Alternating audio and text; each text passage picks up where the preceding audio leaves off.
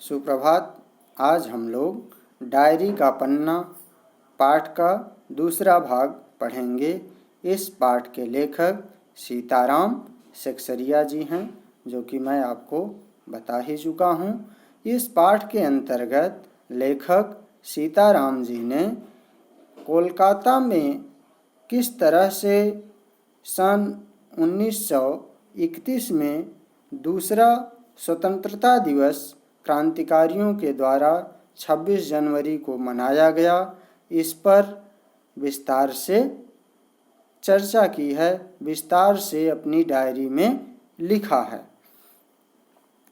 तो पहले भाग में आप लोगों ने जाना कि किस तरह से तमाम सरकारी बंदिशों के बावजूद लोग अपने घरों पर तिरंगा झंडा फहराते हैं, जगह जगह सभाएं करते हैं और फिर एक निश्चित जगह जो पहले से निश्चित होता है मोनूमेंट, वहाँ के लिए सभी लोग जाने के लिए तैयारियां करते हैं। साथ ही साथ वे लोग अंग्रेज़ों को खुली चुनौती देते हैं। लेखक भी इस बात को स्वीकार करते हैं कि इस तरह से कभी भी खुली चुनौती अंग्रेज़ों को दे करके कभी सभा नहीं की गई थी।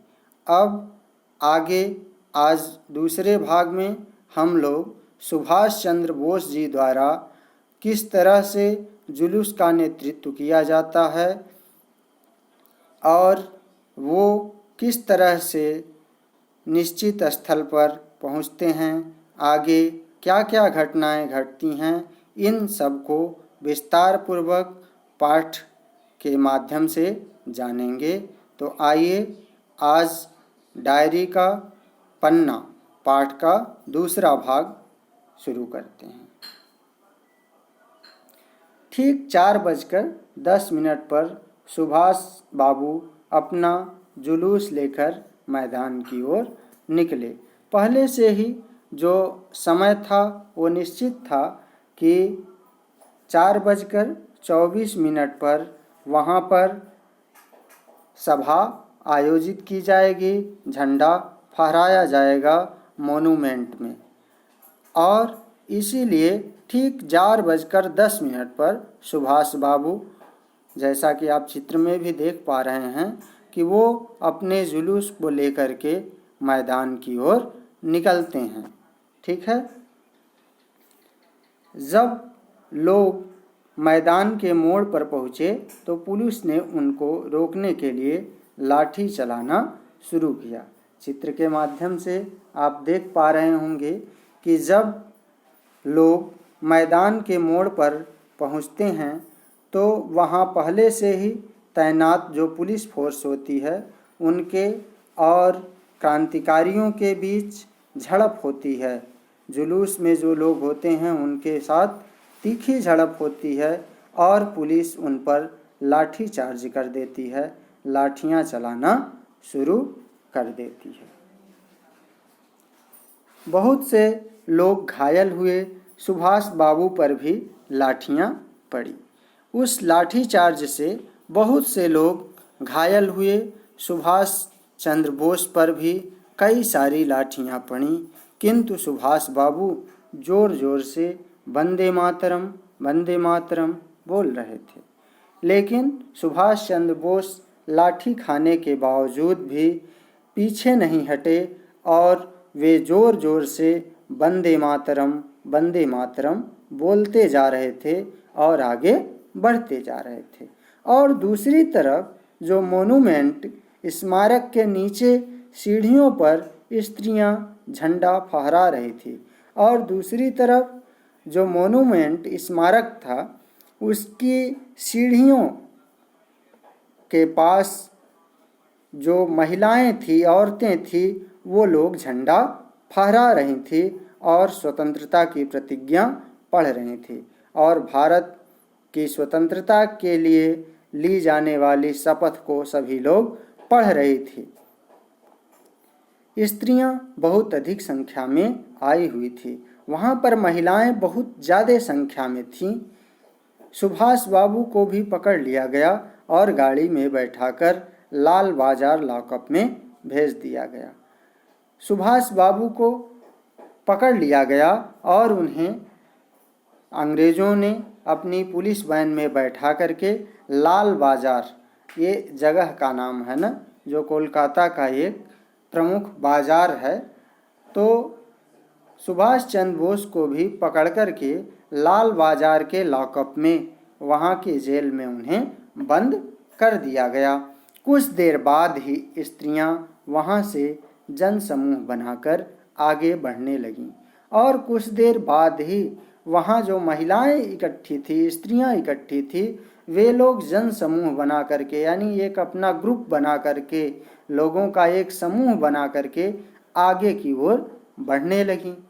उनके साथ बहुत बड़ी भीड़ भी इकट्ठी हो गई और जब महिलाएं आगे बढ़ीं तो उनके साथ बहुत बड़ी भीड़ इकट्ठी हो गई, यानी काफ़ी संख्या में लोग उनके साथ हो लिए। पुलिस बीच बीच में लाठियां चलाना शुरू कर देती थी। पुलिस बीच बीच में उन जुलूस के लोगों पर लाठियां भी चलाती थी, लेकिन फिर भी जुलूस में शामिल लोगों का जोश कम नहीं हो रहा था, वो लगातार चलते चले जा रहे थे। इस बार भीड़ ज़्यादा थी तो आदमी भी ज़्यादा जख्मी हुई। इस बार चूंकि भीड़ ज़्यादा थी तो पुलिस ने जो लाठी चार्ज की उसमें ज़्यादा आदमी घायल भी हुए। धर्मतल्ले के मोड़ पर आते आते जुलूस टूट गया और धर्मतल्ला भी एक जगह का नाम है जो कि विक्टोरिया पार्क के पास के इलाके में ही है। तो वहाँ आते आते जुलूस टूट गया। लेखक सीताराम सेक्सरिया जी लिखते हैं कि धर्मतल्ले के मोड़ पर आते आते जुलूस क्या है कि टूट गया, यानी जो जुलूस चल रहा था वह टूट गया, क्योंकि पुलिस ने उस जुलूस पर लाठी चला दी थी, जिससे लोग चोटिल हुए और बहुत से लोग इधर उधर चले गए, बिखर गए। तो जुलूस टूट गया और लगभग 50 से 60 स्त्रियां वहीं मोड़ पर बैठ गईं। अब जो जुलूस की स्त्रियां थी लगभग 50 से 60 के करीब बची हुई थी और वे सभी 50-60 स्त्रियां वहीं धर्मतल्ले के मोड़ के पास ही बैठ गईं, अनशन पर, धरने पर न। उन लोगों ने वहीं बैठ करके अपना धरना प्रारंभ कर दिया, अनशन प्रारंभ कर दिया। उन स्त्रियों को लाल बाजार ले जाया गया, लेकिन वे धरना प्रदर्शन कर ही रही थी कि पुलिस के लोग वहां पहुंचते हैं और उन स्त्रियों को पकड़ लेते हैं और उन्हें फिर लाल बाजार ले जाते हैं। और भी कई आदमियों को गिरफ्तार किया गया। उन 50-60 स्त्रियों के अलावा अन्य भी बहुत से आदमियों को गिरफ्तार किया जाता है। मदालसा जो जानकी देवी और जमुना लाल बजाज की पुत्री थी, उसे भी गिरफ्तार किया गया।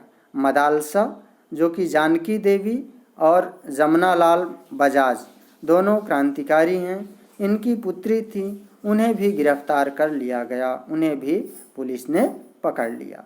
उसके बाद मालूम हुआ कि उसको थाने में भी मारा गया और उसके बाद यह पता चला कि उनको थाने में ले जा कर के उनके साथ मारपीट भी की गई, यानी उनको प्रताड़ित किया गया, उनको टॉर्चर किया गया। सब मिलाकर 105 स्त्रियों को गिरफ्तार किया गया था।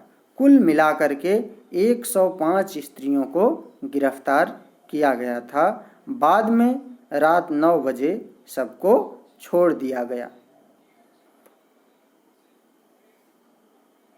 लेखक बताते हैं कि इस दिन कुल मिलाकर के 105 स्त्रियों को, यानी 105 वुमेन्स को गिरफ्तार किया गया, लेकिन रात 9 बजे के आसपास सबको छोड़ भी दिया गया।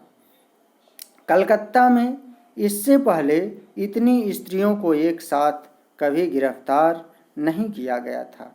कलकत्ता में यह पहला मौका था, फर्स्ट चांस था, जिसमें एक साथ इतनी ज़्यादा मात्रा में यानी 105 वुमेन्स को गिरफ्तार किया गया, 105 स्त्रियों को गिरफ्तार किया गया। इसके पहले कभी भी इतनी ज़्यादा मात्रा में महिलाओं को, स्त्रियों को गिरफ्तार नहीं किया गया था। डॉक्टर दासगुप्ता उनकी देख रेख कर रहे थे और उनके फ़ोटो खिंचवा रहे थे। डॉक्टर दासगुप्ता उन महिलाओं की देख रेख कर रहे थे और उनकी फ़ोटो भी खिंचवा रहे थे। उस समय तो 67 आदमी वहाँ थे, परंतु बाद में 103 तक पहुँच गए। उसके बाद उस समय वहाँ जो आदमी थे वो कुल मिला के 67 आदमी थे ना, और लेकिन बाद में 103 तक पहुँच गए। डॉक्टर दासगुप्ता जो थे वो आदमियों की फ़ोटो खिंचवा रहे थे और उस समय तक जब वो वहाँ पहुँचे थे तो 67 आदमी यानी 67 लोग थे, लेकिन बाद में 103 तक पहुँच गए। इतना सब कुछ पहले कभी नहीं हुआ था। लोगों का ऐसा प्रचंड रूप पहले किसी ने नहीं देखा था। बंगाल या कलकत्ता के नाम पर कलंक था कि यहाँ स्वतंत्रता का कोई काम नहीं हो रहा है। लेखक सीताराम जी अपनी डायरी में लिखते हैं कि इतना सब कुछ इससे पहले यानी 26 जनवरी सन 1931 के पहले कभी नहीं हुआ था, और बंगाल या कोलकाता के नाम पर एक कलंक था, एक दाग था। लोग ऐसी धारणा लिए हुए थे, ऐसा कहते थे कि यहाँ पर स्वतंत्रता का कोई काम नहीं हो रहा है। आज एक कलंक काफ़ी हद तक धुल गया। आज इस घटना के कारण, इस तरह से जुलूस के कारण, और जो इतने ज़्यादा मात्रा में लोग शामिल हुए इस कार्यक्रम में, इस जुलूस में, उसके कारण यह कलंक जो है वो काफ़ी हद तक धुल गया और लोग ये सोचने लगे कि यहाँ पर भी स्वतंत्रता के विषय में काम किया जा सकता है।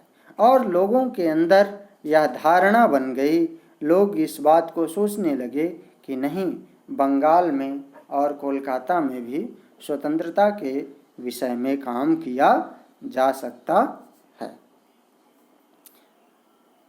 इस तरह से हम लोगों ने डायरी का पन्ना का दूसरा भाग पढ़ लिया।